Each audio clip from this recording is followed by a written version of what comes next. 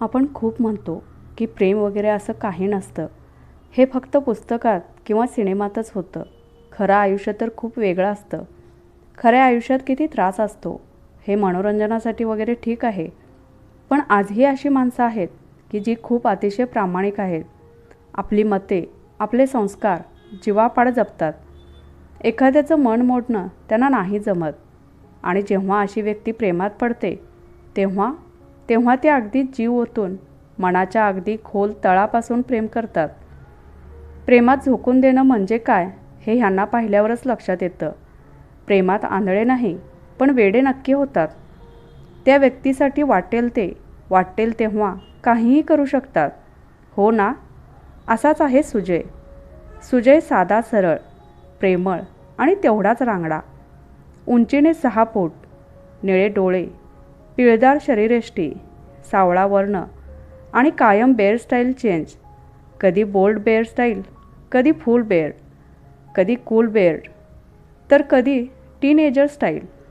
कोणतीही स्टाईल त्याला इतकी सूट होई की ती त्याच्यासाठीच तयार केली असावी असं वाटे. त्याला बघताच एकही मुलगी परत वळून बघणार नाही असं शक्यच नाही. मुलींच्या स्वप्नातला टॉल, डार्क, हँडसम, चार्मिंग असा होता तो.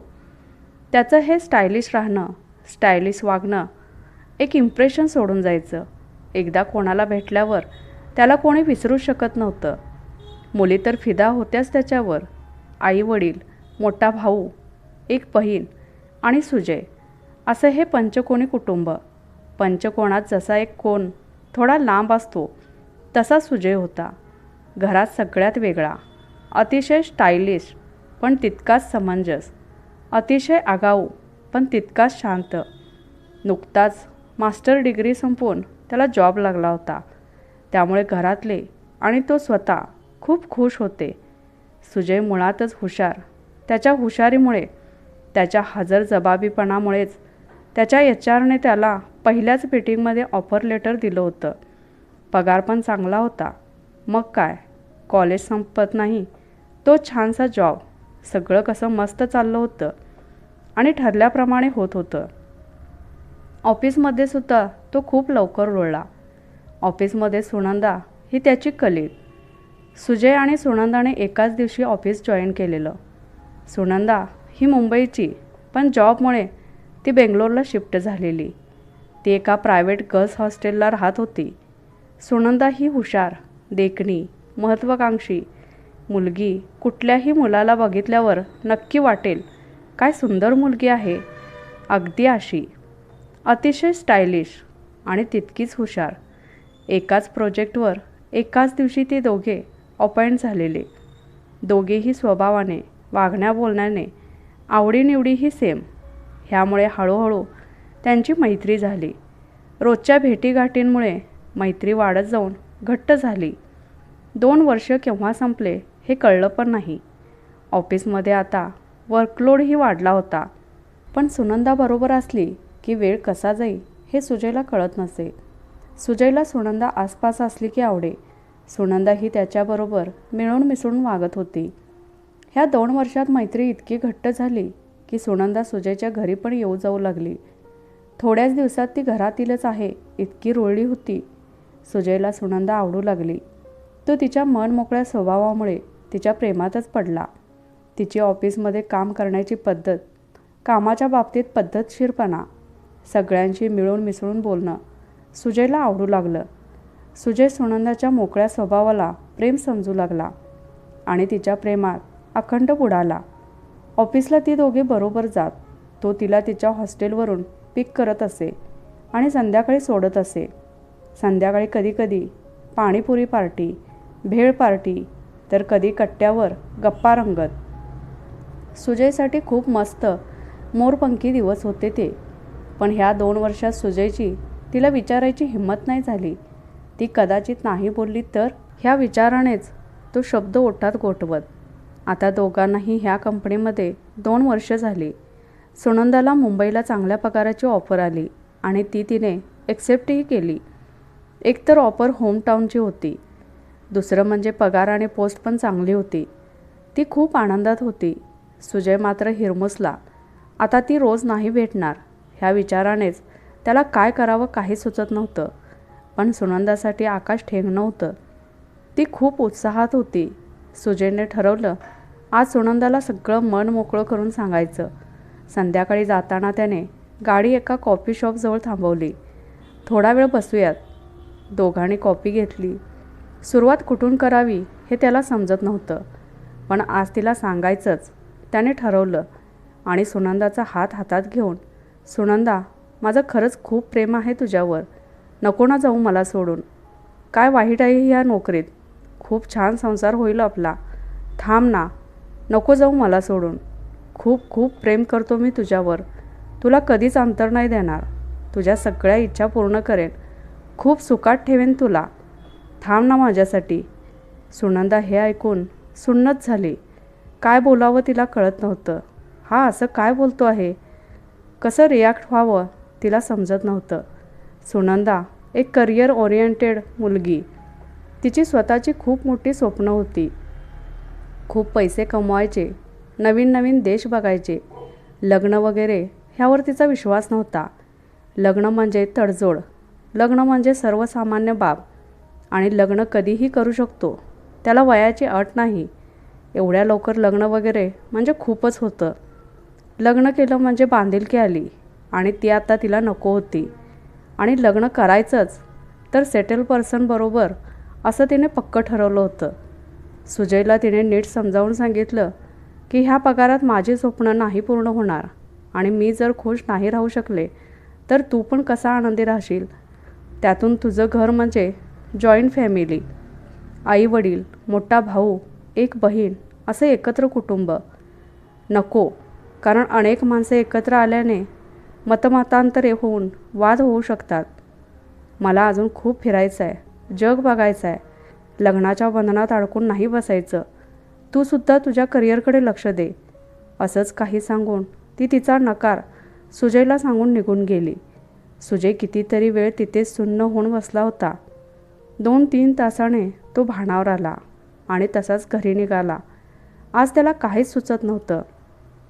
सुनंदाबरोबर घालवलेले एक एक क्षण तो आठवत होता. आणि मला एकदासुद्धा का नाही समजलं की तिचं माझ्यावर प्रेम नाही. किती मी वाहवत गेलो. सगळं जग त्याला स्तब्ध झाल्यासारखं झालं होतं. तो खूप रडला त्या दिवशी. घरी पोचल्यावर तो काही न बोलता सरळ त्याच्या रूममध्ये निघून गेला. जेवायलासुद्धा नाही आला. आईला वाटलं काम जास्त असेल, दमला असेल म्हणून कोणी त्याला डिस्टर्ब नाही केलं. दुसऱ्या दिवशी सुजय ऑफिसला पण नाही गेला. बरं नाही म्हणून घरीच होता. रूमच्या बाहेर पण नाही आला. त्याच्या दादाला थोडा अंदाज आला काय झालं असावं, पण नक्की काय झालंय म्हणून तो सुजयच्या रूममध्ये आला. सुजय, काय झालंय? कालपासून पाहतोय तू शांत दिसतोयस. जेवला पण नाहीस. खूप काम होतं का, की ताप आलाय? बघू.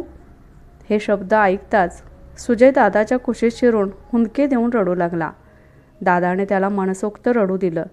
थोडा शांत झाल्यावर सुजयने झालेला प्रकार दादाला सांगितला. दादाने सुजयची समजूत काढली. त्याला समजावलं, अरे हे असं होतं. सगळ्यांना सगळंच मिळतं असं नाही. कधीकधी न मिळालेलंच बरं असंही असतं. आणि सुनंदा म्हणते ते देखील खरं आहे. अजून वय तरी काय तुमचं? करिअरकडे लक्ष द्यायलाच हवं. अरे हेच तर वय आहे पुढे जायचं, जग बघायचं. ह्याच वयात तू जे करू शकशील ते कर. ह्या एका नकाराला तू पॉझिटिव्हली घे. इतका सक्षम हो की सुनंदाला आपण ह्याला नकार का दिला ह्याचा विचार करावा लागेल. आणि सुजय, मी तुला लहानपणापासून ओळखतो. तू हे चॅलेंज नक्की पूर्ण करशील ह्याची मला खात्री आहे. रडणं सोड तिच्यासाठी. उघड्या डोळ्याने या दुनियेकडे पहा. तू हुशार आणि सगळ्यात महत्त्वाचं म्हणजे तू हँडसम आहेस. हो ना? अरे कितीतरी मुली तुझ्याकडे मागे वळून बघतात. तुला तर कुठल्याही स्टाईल शोभून दिसतो, पण अशा हँडसमला असं रडणं नाही शोभून दिसत. आणि आई म्हणते ना की तू वेगळा आहेस, समजूतदार आहेस, तिचा श्रावणबाळ आहेस. मग आईसाठी हे असं रडणं थांबव. असं रडत कुडत नको बसू. उठ, ऑफिसला जा आणि मस्त एक गिफ्ट घेऊन सुनंदाला दे आणि आनंदाने तिला निरोप दे. उठ, फ्रेश हो आणि जा ऑफिसला. After all duty is beautiful my boy. Let's back to work. ह्या अशा छोट्या गोष्टींमुळे रडत नाही बसायचं, तर ही एक आपल्याला मिळालेली शिकवण आहे आयुष्याकडून असं समजायचं आणि पुढे अजून जोमाने नवीन सुरुवात करायची. मग बघ तुझी गाडी कशी एक्सप्रेस वेवर धावते. सुजयला दादाच्या ह्या बोलण्याने हुरूप आला. तो ऑफिसला जायला तयार झाला. ऑफिसलाही तो जसं काही झालंच नाही असं वागत होता. पण मनात अजूनही वाटत होतं की सुनंदाने थांबावं माझ्यासाठी. धावत येऊन म्हणावं, नाही जात मी, थांबते फक्त आणि फक्त तुझ्यासाठी. पण सुनंदाचा मूड काही वेगळाच होता. ती खूपच खुश होती. आज सुनंदाचा शेवटचा दिवस होता. ऑफिसमध्ये तिने एक छोटी पार्टी ऑर्गनाईज केली होती. सगळ्यांना तिने इन्व्हाइट केलेलं. सुजय नाही गेला. तिच्या ते लक्षात आलं, पण तिने ते जास्त मनावर न घेता ती मुंबई शिफ्ट झाली. पहिले 2 महिने सुजयला खूप जड गेले. त्याला सुनंदाची खूप सवय झाली होती. पण त्याने मनाशी ठरवलं होतं की त्याचं प्रेम हे खूप निर्मळ होतं. त्याने ते अगदी मनाच्या तळापासून केलं होतं. सुनंदाला ते नाही समजू शकलं. ह्यात आपला तर नाही ना दोष, आणि ते माझं होतं तर मी ते तिच्यावर का लादू. ती एक खूप सुंदर आठवण आहे. काही प्रेमकथा पूर्ण होत नाहीत, पण त्या अपूर्ण राहिल्या म्हणून त्या कमी सुंदर ठरत नाहीत. कधीकधी एखादी व्यक्ती आपल्या आयुष्यात फक्त एक सुंदर आठवण बनण्यासाठीच येते. सुजयसाठी सुनंदा तशीच होती. त्याच्या मनात कायम दरवळणारी एक सुगंधी अत्तराची कुपी. कधीतरी आठवण आली की तो ती कुपी उघडतो. त्या आठवणींच्या सुगंधात काही क्षण हरवून जातो आणि पुन्हा एकदा हसत हसत आयुष्याच्या प्रवासाला निघून जातो. कारण खरं प्रेम कधी संपत नाही. ते फक्त आठवण बनून मनात जिवंत राहतं. मित्रांनो, तुम्हाला ही कथा आवडली असेल तर व्हिडिओला लाईक करा. कमेंट करून नक्की सांगा की तुम्हाला सुजयचं प्रेम कसं वाटलं. आणि अशाच सुंदर, भावनिक आणि मनाला स्पर्श करणाऱ्या कथा ऐकण्यासाठी आपल्या आरो स्टोरी मराठी या यूट्यूब चॅनेलला जरूर सबस्क्राईब करा. पुन्हा भेटू एका नवीन कथेसोबत. तोपर्यंत ऐकत राहा आरो स्टोरी मराठी. धन्यवाद.